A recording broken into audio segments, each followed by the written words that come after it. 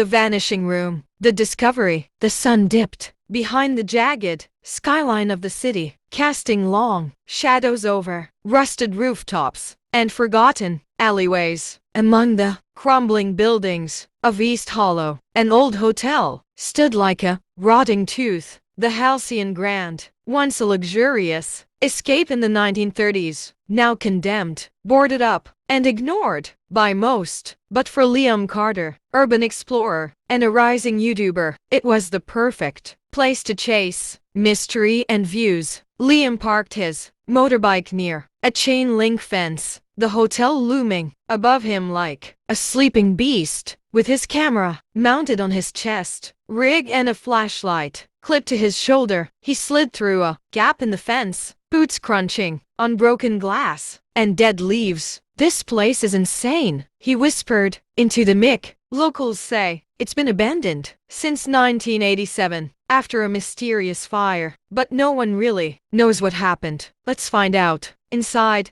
the air was thick with dust and decay. Wallpaper peeled from the walls like shedding skin, and every step echoed through the empty halls. He swept his flashlight across the grand lobby, shattered chandeliers, a collapsed reception desk, and mold-covered velvet chairs. He moved through the corridors, narrating, making jokes, pointing out eerie details. But then something changed. At the end of the third floor, past a corridor he almost skipped, stood a door. It was clean. The brass plate on it gleamed, untouched by rust or time. It read, "Room 616. Liam frowned. According to blueprints he'd studied online, the Halcyon Grand had only 5 floors, and rooms were numbered only to 515. "Okay, this is not supposed to be here," he muttered. He reached out. The doorknob turned smoothly. No creak, no resistance. The door opened. Inside was a pristine room. Warm golden light flooded from an antique lamp.